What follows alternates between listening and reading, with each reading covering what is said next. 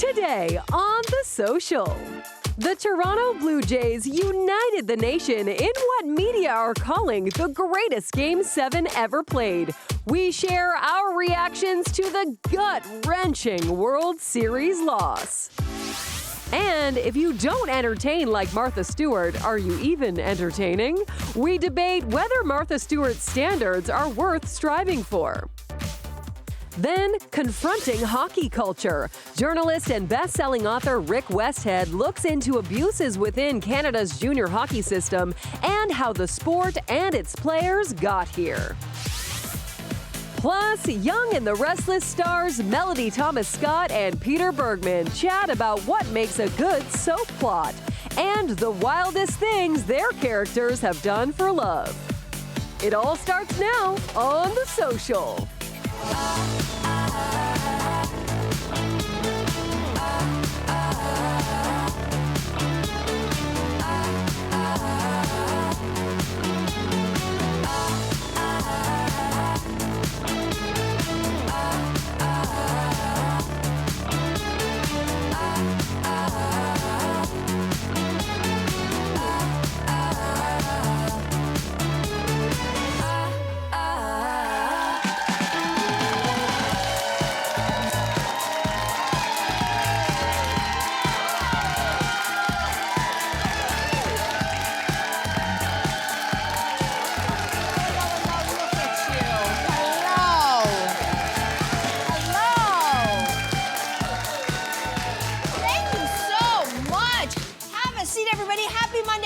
To The Social. And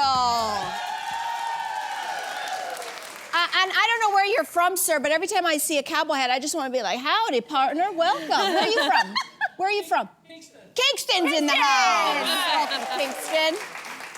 All right, I love starting on a positive note because we know it's been a hard weekend. It's been a hard weekend here. It's being called the greatest Game 7 ever played. Wow. But we know this as Blue Jays fans right here and across the country. We're returning here to work. Maybe you're going to school with lingering sadness after their heartbreaking World Series loss to the LA Dodgers on Saturday. You don't need me to tell you that. You've been hearing it all weekend. We witnessed it. We watched it. So we've been talking about the Blue Jays nonstop for weeks. Yeah. So how are we feeling today? We're still, right? We're still a little bit sad. We're still a little bit, we're like that little boy with his head down. But I want to take this moment to thank the Toronto Blue Jays for giving us an incredible baseball season and bringing us all together. And I feel like we're all mourning because, as we all know, the Toronto Blue Jays are the only Canadian team in the MLB. So it's not just Toronto, it's Canada, it's coast to coast, it's Vancouver to Nova Scotia. We were all behind this team, so we're all feeling that sadness. And I, without giving away my address, I live in the midst of that. And I'll tell you, the saddest thing I have ever seen was after the game, watching thousands of people walk in absolute silence like a funeral procession after the game. Oh my gosh. That feeling was palpable. And then I remember seeing that photo afterwards of Vladdy, who was the last one to leave the dugout. This is the photo. And he was watching the Dodgers celebrate. And you know what I thought about? I thought about him and this entire team are never gonna forget that feeling. And next season, not if, but when they get back to the World Series, they're gonna remember that feeling and we're coming home with the pennant. We're coming home with the trophy. So we're gonna flip it around, but boy, was that a hard one. It was a hard one to watch. I saw someone describe the team as quiet yet persistent, and that's how they got to where they got. And they were underdogs, weren't they? But that quiet and persistent, it kind of seems emblematic of Canada itself, or at least the way that people view Canada from the outside. Quiet but persistent. And I agree with you. It was so exciting, and there just seems to be so much joy still. I know it was sad, but there's this pride still. We haven't had that since 2019 when the Raptors won. Remember that feeling? It was like that. We had that again. I found it so hard. I'm not a huge baseball fan or sports fan, but as people know. I mean, I got into the spirit of this because to me, even though I'm not a baseball fan, I'm a Canada fan. And I could tell this just felt like we needed this win so badly. So I was dipping in and out, and my sensitive little heart heart couldn't take it. Jaya as well. It was so close. It was so back and forth. And I was like, I don't want to jinx it. I don't want to be a part of this. But I woke up in the middle of the night and I kind of just listened and I thought I would hear a different energy outside if they had won. So I felt this sort of sadness. But I will say all my friends who are really, really big baseball fans, they have done such a great job of spinning this story, to your point. About, and I think it's really important for parents of kids who are baseball fans too, about how you can still be winners, even if you didn't win the full game. You can go out with a kind of energy and a spirit and a pride in what you did accomplish. You know? I was thinking about you a lot. Because anybody who watches the show for a minute or for 13 seasons, you know, Cynthia is not the sporto on the panel. And I actually wrote in my notes specifically, let me just see, because I actually name-checked you. I see my name, Cynthia Loyst. Cynthia Loyst. To tell Cynthia Loyst the unifying power of sports. And this is the one thing I'm sure you understand it very well now because we've all been through this journey together. But sports, even if you're not a huge sporto and you're just a bandwagoner like a lot of us have been over the last several weeks, this is where I realized that sports really, what is the appeal of sports beyond just like competition and them versus us? It's a microcosm of life itself. You know, our lives, especially these days, there's a lot of highs, boy, there's a lot of lows. Life is hard right now. And sports allows us to have that illusion of like, you know, the tempest in the teacup. It's like there's a lot of highs and lows and there's competition and you're all cheering for the team. And then, you know, listen, it's a sad loss, but hopefully life goes on and you're all gonna be okay. We're all gonna be okay. The guys are gonna be okay, as sad as Vladdy is. And it made me realize that the unifying power of sports right now is something rare. Because of social media, because of the fragmentation of streaming, we don't have a monoculture anymore. Once upon a time, we used to all watch a Thursday night show and then we'd all talk about it. So true. We don't do that anymore. We don't do it anymore, but sports is the one last place where we can all have one experience at the same time and have joy around it. So even though there was a funeral procession, I'll tell you, I went to Game 1 of the World Series. I have never looked at more strangers in the face with a smile and high-five strangers as I have that day. You know what? Since when? The 2010 Golden Goal by Sidney Crosby at the Olympics. Oh, wow. That's incredible. So it brought people together. I would even argue that sports contain the entire arc of every human emotion. That's why sports movies, in my opinion, are some of the best movies ever. Because you have it all right there. It's beautiful. Well, we love you, Blue Jays, and we'll see you next season. All right, so let's move on. Have you heard of the bird theory? It's social media's latest viral relationship test. One partner points out a bird or shares a story about one and waits for a response. Now, if your significant other responds with curiosity, they pass. And if they don't, they fail. So is this a fair test? No, I do think it's fair. And I think I feel it a lot because Simon, he's a little bird boy. My partner Simon, he loves the birds. He loves telling me about them. And so often he'll be like, do you know what I saw today? A blue jay. It'll be some bird, I don't know what it is. Hawks and eagles, the predator birds are his favorites. And I sometimes have to remind myself that this is a lovely thing and he's just trying to share something with me that I'm not interested in. But I do feel like he's being like a child and I'm like, oh, that's so nice. You know, and then you would fail. And then you keep scrolling. I hate tests. I think if you are on social media and you're trying to test your partner, the problem is not your partner if they fail. The problem is you. That's number one. Fair. I'm sorry. If you're testing your relationship, other things are way more broken. Number two, I hate this test, but there is one from social media that I would do to Ryan, okay? Which one is this one? So I don't know if you've all seen this. Don't play it yet, Jillian, in our control room. So it is where you have to have some kind of reaction and you have to see if your partner matches your energy. Oh, I know this one. So the wife is gonna just get scared for no reason and see what her partner does. Keeps going. So, by the way, the women are freaking out over nothing. They're just this scene is just really mean. That is a nervous system disruption. I would not appreciate that if I was on the receiving end of that. Careful with doing that, because if you cry wolf, you get me to react once, and I see that you're messing with me. When there's something real, I'm gonna be like, yeah, whatever with your bird or whatever it is. So I don't know, but this is not a good idea. Listen, I'll just say quickly that this is based in some amount of research. The Gottmans came up with this. They're like marital therapist couples who've been in the game for like 40 years. And the idea is about bids for connection. It's that if you are in a relationship and you suddenly, they can be verbal or non-verbal, if you try to get your partner's attention, if they repeatedly do not respond to those bids, it's usually a death knell for the relationship.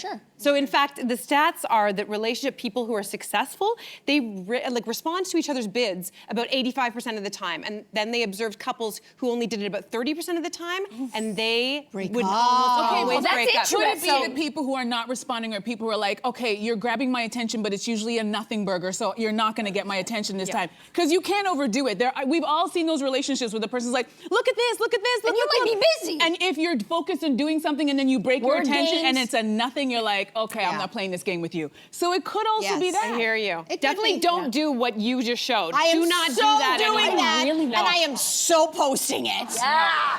Do it, Mel. I can't now, he's probably watching. Anyway, let's take a quick break, everybody. And then Martha Stewart, is she the hostess with the mostest, or did she whip up pretty impossible standards for all of us women? We're gonna debate after this.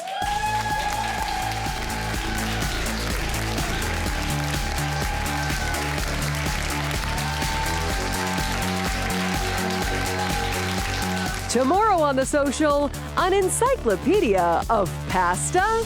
Beloved Italian chef Lidia Bastianich is back with recipes from her new cookbook. This week on The Social, fleeced to meet you. What to expect when the country comes to the city at the Royal Agricultural Winter Fair.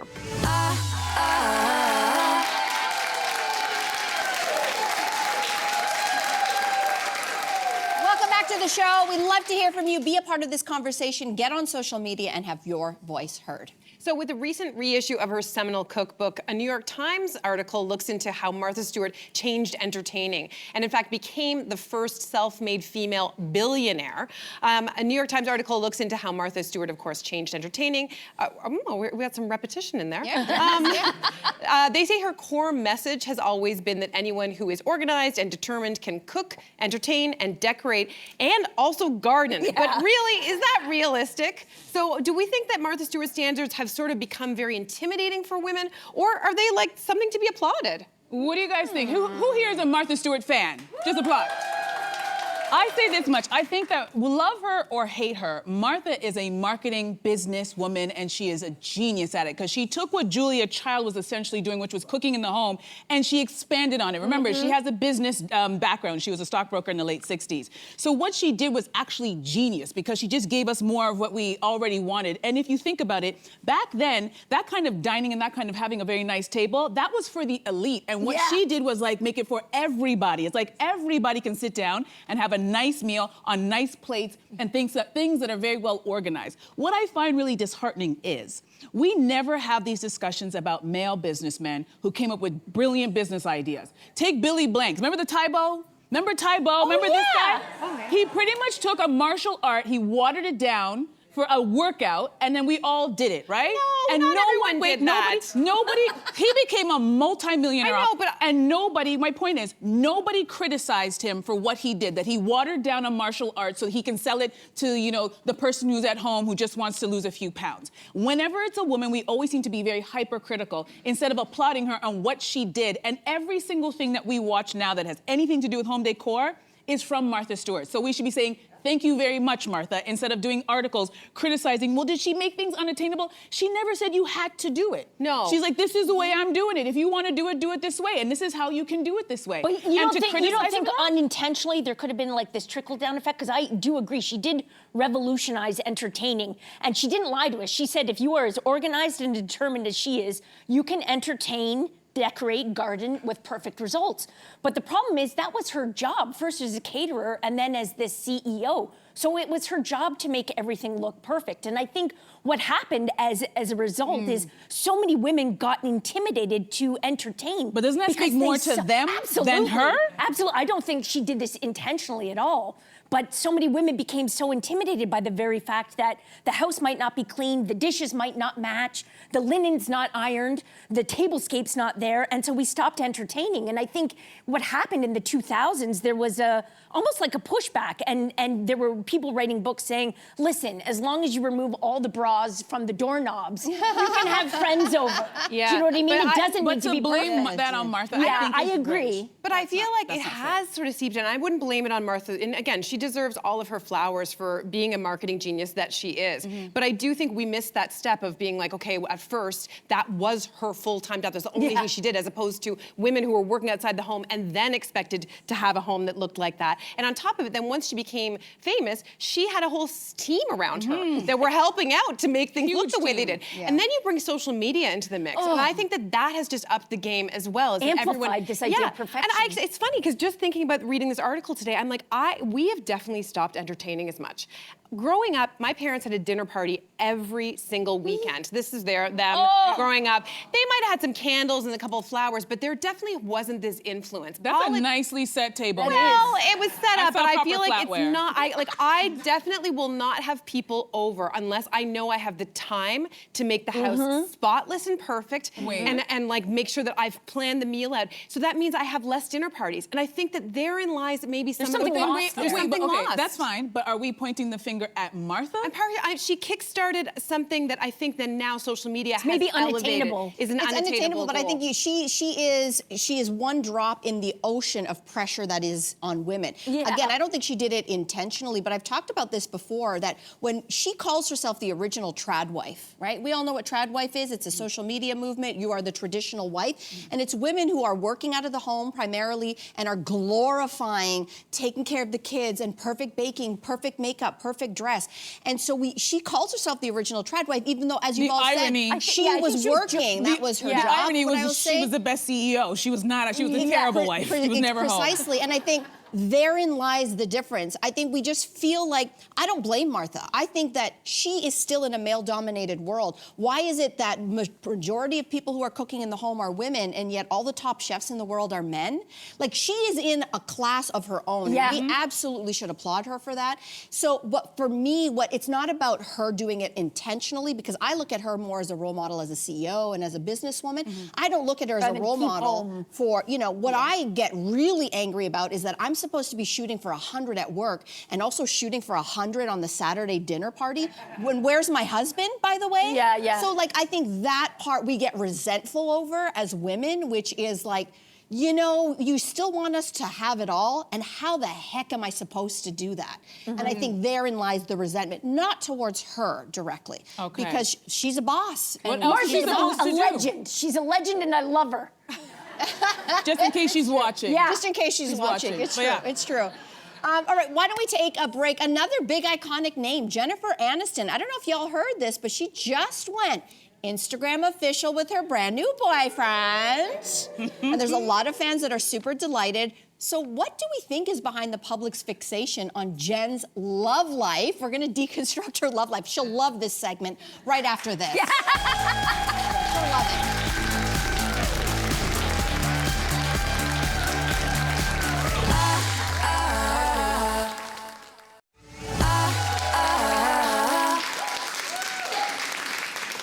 All right, we are back, everybody. So Jennifer Aniston confirming in an Instagram post that she is more than just friends, get that, with Jim Curtis. Who is Jim Curtis? He is a very popular mental health guru. There's seemingly, if you read the comment section, a ton of excitement and happiness for her. So we wanted to ask the question, why do we think that so much of the public is fixated on Jennifer Aniston's love life? Oh, you know what? I think it's because we just love fairy tales. And I think the vision of her is that she was America's sweetheart, and then her husband, Brad Pitt, was stolen by this temptress, this bombshell temptress, Angelina Jolie, and we're just waiting for her happily ever after to play out. Like, we're just fixated. Do you think it's a because good intention? Like, it's a good intention I behind do. it? I think the fact that we're fixated on fairy tales is probably problematic. But I think that does explain sort of the general public obsession with just waiting for her to be happily ever after. Yeah. You know, I find don't- love. It's interesting. I don't think I'm fixated at all. Although I'll say this, I opened up my phone this morning and the first image, I don't even follow Jennifer Aniston, but it was this. It was a suggested follow, and I saw it and I was like, huh. And I clicked on it. I clicked on it to see who this guy was because I was like, ooh, he's hot. And so I'll just admit, I just was like, who is he? So I was like, oh. Then I started going down, and then I was like, not sure how I felt about him based on his Instagram. So then I was like, I fell victim to what everyone else is falling. Like, I just basically fell down. Sucked you in. Yeah, social media sucks And me now you're in. on national television still talking about it. I know. Maybe I am fascinated by it. I don't know what's why. amazing? I mean, feel yes. protective of her. I think that's Yeah. it. I feel protective of her. But let's unpack that. Why do you feel protective of her? I think it maybe has to do with the fact that she's had seemingly. I feel so stupid saying this, but like she feels vulnerable, which is so ridiculous. Why? She's not vulnerable. She's a successful actress. I think we have to go back in time. It was already 20 years ago that her and Brad Pitt broke up, okay? And you remember the stories back then? It was Mr. and Mrs. Smith, the movie. Yeah. Yes. Do you remember? And all the reports from the set were, oh my God, the chemistry between Angelina and Brad is off the charts. And everybody started wondering, going, oh, this is bad. And then there started to be rumors like Jen's not happy that Brad's doing this movie with Angelina. Fast forward, they break up. And then fast forward again, the rumors were they broke up because Jen didn't want to have children with Brad. And then this magazine cover drops. Oh, yeah. The same year that they announced their divorce, and it's Angelina with a bunch of kids. And the rumor was at the time, well, Angelina wants kids. They've got great chemistry. Jen doesn't want kids. She was painted to be such a villain. Then fast forward, Andrew Morton wrote this biography called Angelina. And in the book, he reports that it was Angelina Jolie herself that started and spread the rumor that Jen didn't want kids. I don't like to any of make this stuff. her I didn't know look that. good. To make her look good, to be like, I didn't steal her man, because she was reading the headlines. The headlines were Angelina, the hottest woman on earth, stole Jennifer Aniston's husband. So she was trying this spin. So I don't know if any of that was true. What we have learned since is that Jennifer Aniston was doing IVF while she was married to Brad Pitt. They were trying to have kids. But guess what? At the time, she wasn't coming out with this, right? It wasn't meant to be. You know what's so funny? I wrote about Jennifer Aniston in my book. And it's so interesting that we're still having this conversation. Yeah. I wrote about her because we all are talking about the same thing, which it was the Brad and Angelina situation. But then I did a deep dive into who she is, right? She does all this philanthropy. She's a very successful woman. Her father is also an actor. He was in a soap for a very long time. But we've reduced her down to this jilted ex-wife of a man who left her for this smoking hot Angelina Jolie. This is back in 2004. And I feel like it speaks to, and maybe the single women over 30 will identify with this. When a woman is over a certain age and she's not married and she doesn't have kids and she's pretty and she has a nice body and everybody's trying to figure it out, like, I don't understand. I feel like Jennifer became that face for that question for every single woman over a certain age. Like, I don't understand what's wrong, how come? So then we're so invested in every time she dates someone, anytime she even breathed by a guy, what would everybody do? Oh, could this be it? Because we're so about the way she looks. Because in a weird way, in a horrible way, society kind of ties a woman's success and her fullness to being attached to a man. And this is, to me, this is a reason why. This is just a simple picture with this boy. It's not her husband. This is just a boyfriend. They could be done in a couple months. But we are so connected because she has to win. We just need that, Jen is such a good girl. You don't even know her. And by the way, she has a lot of other things going on in her life that are way more interesting than this new boyfriend, although he is very hot. Fair. We'll give her that. Fair. We'll give her that. All right, after the break, everybody, TSN reporter Rick Westhead is back telling us what he unearthed about hockey culture while writing his brand new book. Don't miss it. We'll be back.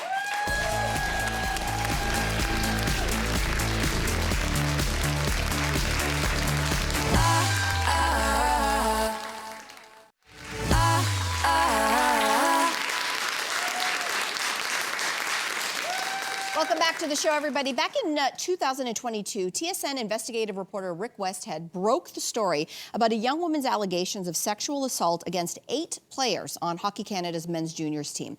Now, she became known to the public as EM. That story made waves internationally, opening the door for an unprecedented reckoning within the hockey world. In his new book, We Breed Lions, Rick dives deeper into this reckoning, tracing how the sport and its players got here. And he joins us now in studio to talk about it. Rick, we love having you on the show. Thank you. Thanks Thank for you. being Good to have you here, Rick. Thanks. Okay, so Rick, in your book, you make it clear that hockey is not good or bad. So how do you see this story? I think the first thing I'd want to say is I love hockey. I play it 2 or 3 times a week. It's one of the best sports in the world. You know, my family went through a crisis during COVID when my son, who was 14, was diagnosed with cancer.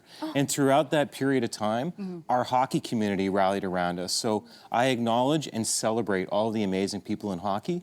But 2 things can be true. We can have a sport that's full of good people, that's an amazing sport, and still have a culture that has systemic issues. And so those had to be confronted, because if we don't talk about this, if we don't demand change, then we're going to be right back here with another scandal before too long. Yes. You mentioned right out of there the idea of this hockey culture, and so much of this conversation is around that. But that expression means different things to different people. And for the book, you interviewed over 50 hockey players. So how did they describe this culture to you? I reached out to several hundred players, men in their 20s who'd played junior hockey, and I wound up interviewing 58 players. I've actually talked to even more since then because so many have wanted to talk about their experiences.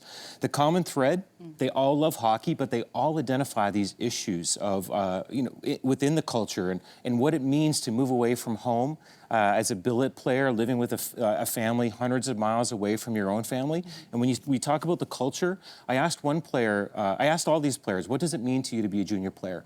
And one gave me a really good answer. He talked about how when you're a junior hockey player and you've moved away, you can get into any bar underage whenever you want. You can talk to any girl with ease at any time. You can skip school if you want to. And he went on to talk a little bit about what the junior hockey experience is, but then he wrapped it up and he said, we breed lions in this culture. Wow. And how do you tell a lion to stop being a lion? And right there, I thought, what a great title for a book. Yeah. Wow. That sums it up, doesn't it? And part of that is in this next question, because a lot of these former players told you really disturbing stories of things they experienced. The hazing, the abuse, the assault that they experienced and others. One player said that being a rookie was like, quote, being on the front lines in a war and having people shoot at you with nowhere to hide. So in order to understand what some players have done to others, why is it so important to understand what the players themselves have been through? This is a sport where families are so invested, and I think players realize this as they grow up.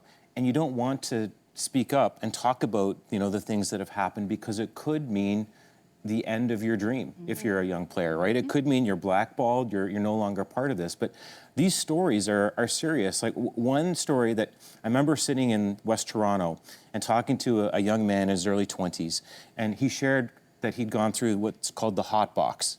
And this is initiation or rite of passage that's just widespread through junior hockey. Most people, if you're not in the game, wouldn't know it. But he talked about being on a bus as a first-year junior player, 17 years old, and he's tapped on the shoulder and told, go to the back of the bus, strip, and then get in the bathroom at the back of the bus along with 5 other first-year players. And once these players are stuffed into that bathroom after they've stripped down, somebody will throw some coins through the vent, turn off the lights and say, well, you can only get out if you've given us $3.25. Well, really, there's only $2 and change. So this player told me this story sitting across the table at breakfast with his father, and he never told his father that story. So I just watched back and forth as he's revealing this to his dad, and later followed up with dad to say, how did that feel to hear that? Not good, obviously. Not good. The book dives into the harmful attitudes around women within the sport. And I think whenever the topic of sexual assault within the hockey world comes up, the common refrain is, it's just a few bad apples. How true did you find that to be, or untrue? It's interesting. There is the immediate reflex from people in hockey is, this is not a hockey problem, it's a societal problem. And you know what? They're right. This is a societal problem. We see this in every industry, every corner of society. The thing is, when it's happened in other places, like with Harvey Weinstein, it's reported on extensively, right? There's been books about issues in the United States with basketball and football. So I think answering that question with a question, why, if hockey means so much to us in this country, why wouldn't we look at this? Why wouldn't we dig in? Why wouldn't we want players and the young women that are around them and everyone to be as safe as they could possibly be? Amen. That's a great answer. Amen. So competitive elite level hockey exists in many countries, but these issues really seem to be heightened in Canada. Why is that? Well, for the reporting, I actually went to Sweden and talked to families and people who run professional and junior hockey in Sweden to understand, like, is there anything we could learn from the way others do this? It's interesting. In Sweden, I spent time in Stockholm with a young player who's 14 and considered to be the best player in the country of his age and his family.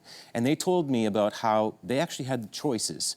So players from across Sweden wanted this boy to move away and live in a billet home, and trust the team to look after him.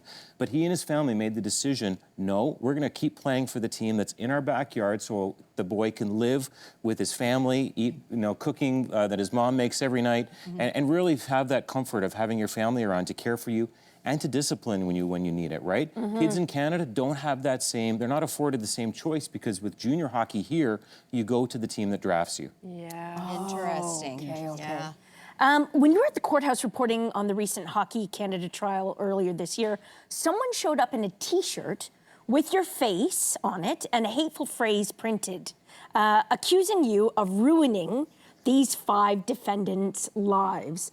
So I got a little taste of what you're talking about back in 2019 when I spoke out about hockey culture and the things that you're writing about in this book. I certainly didn't do it as eloquently as you did. Question is, why do you think people are so fiercely protective, as in Canada, of this sport? That's such a good question, and it's such an important question. This reminds me a little bit of the issues back in Boston in 2001. At the time, the Boston Globe was reporting stories about how the Catholic Church in that city was protecting pedophile priests and moving them between parishes, right?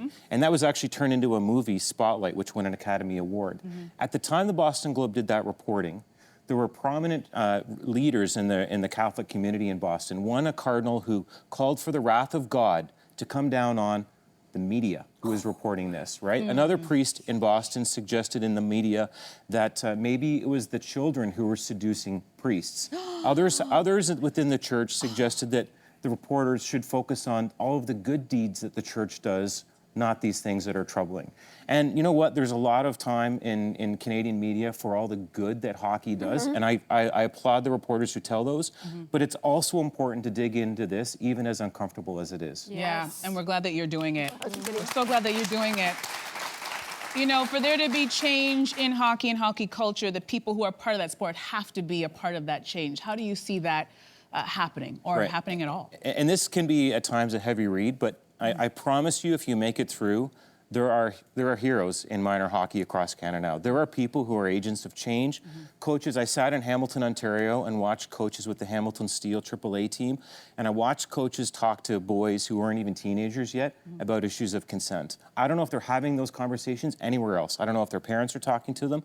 I don't know if they're learning about this in school, but I watched these hockey coaches, and they were running a program called Coaching Boys into Men, talk to them about, like, what does consent look like, getting affirmative consent for every act that you're engaged in. And that can only be a positive thing. I think if we're talking to boys as young as that and getting them on the road to being, the best versions of themselves as they become young men. Rick, bravo. Bravo on the reporting in this book.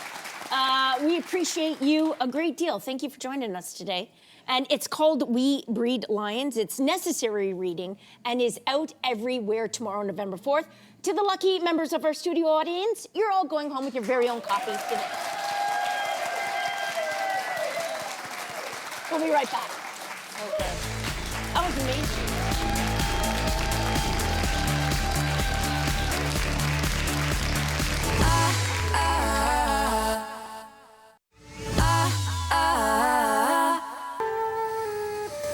Jack, I'm so sorry.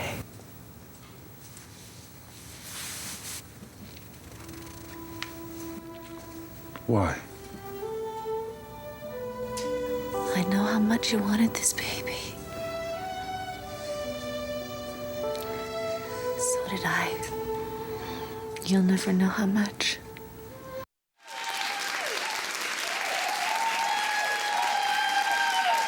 Welcome back. For more than 50 years, The Young and the Restless has taken us through weddings and betrayals, corporate takeovers, and family secrets. It is the kind of drama that has kept millions of viewers returning day after day since 1973. Well, our next guests play Nikki Newman and Jack Abbott, and together, together they are Genoa City royalty. Please welcome the legendary stars of Y&R, Melanie Thomas Scott and Peter Bergman. Welcome. Yay! We are delighted to have you both here.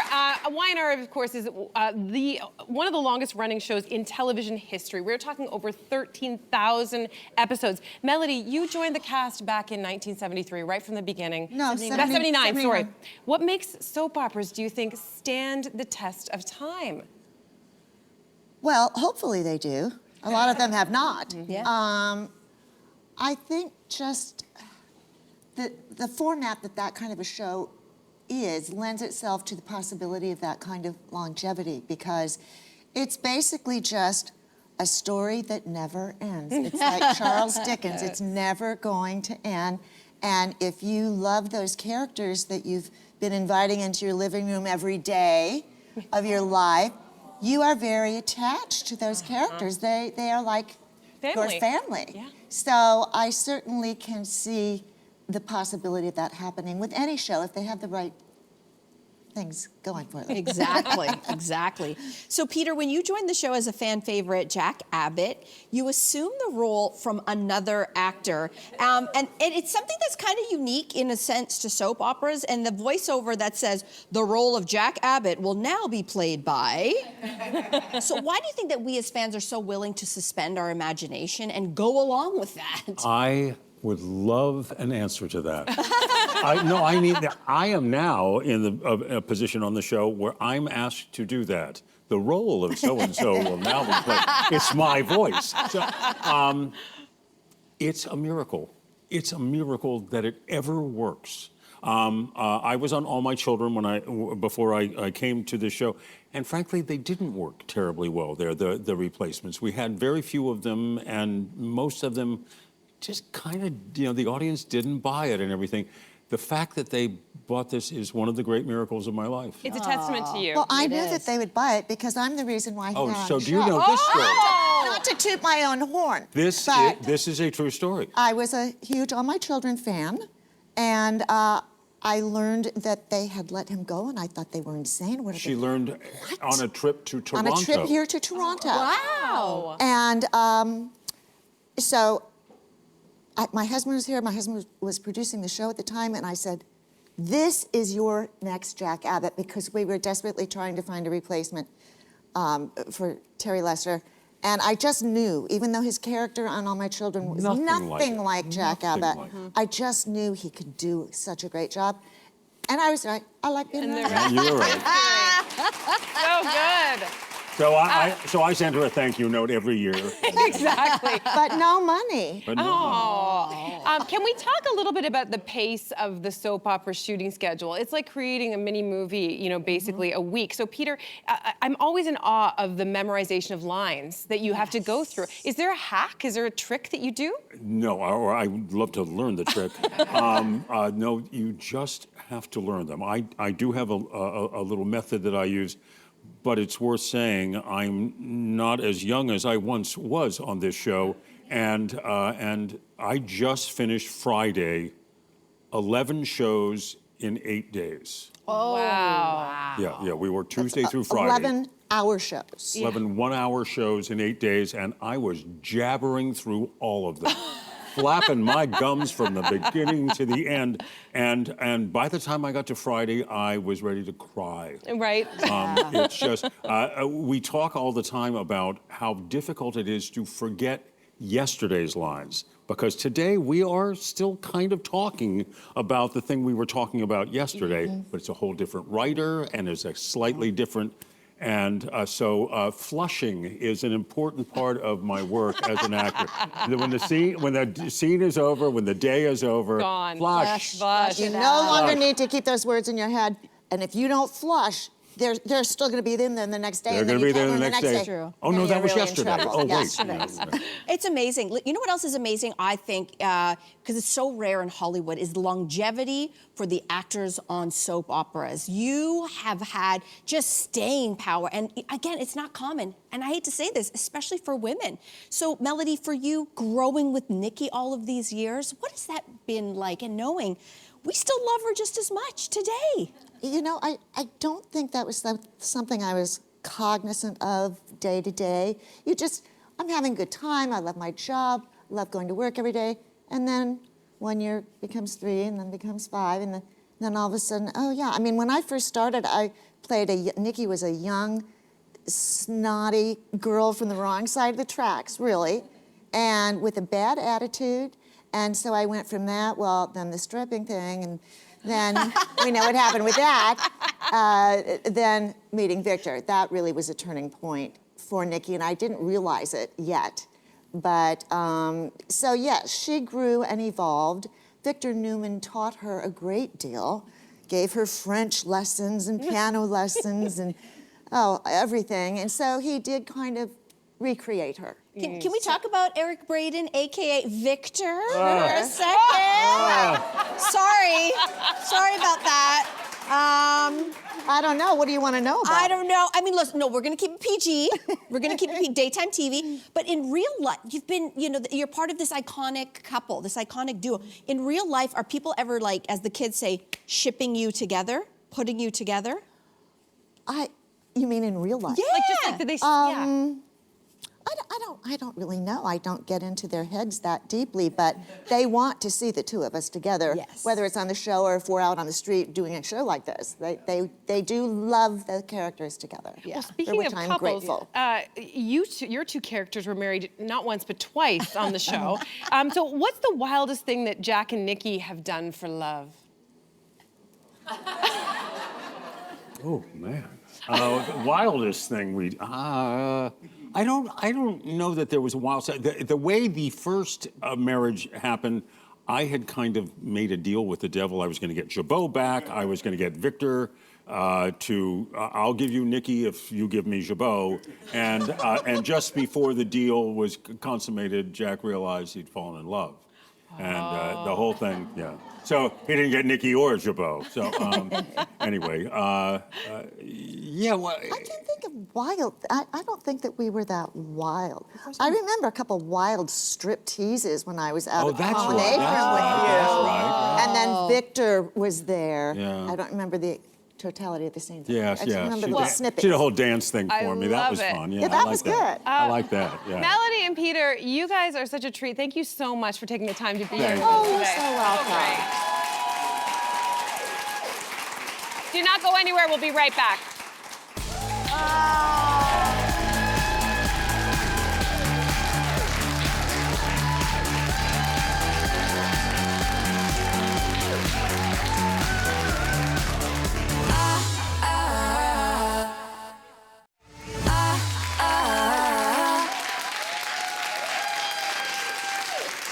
The stars keep on coming. Tomorrow on The Social, celebrity chef Lydia Bastianich is coming back.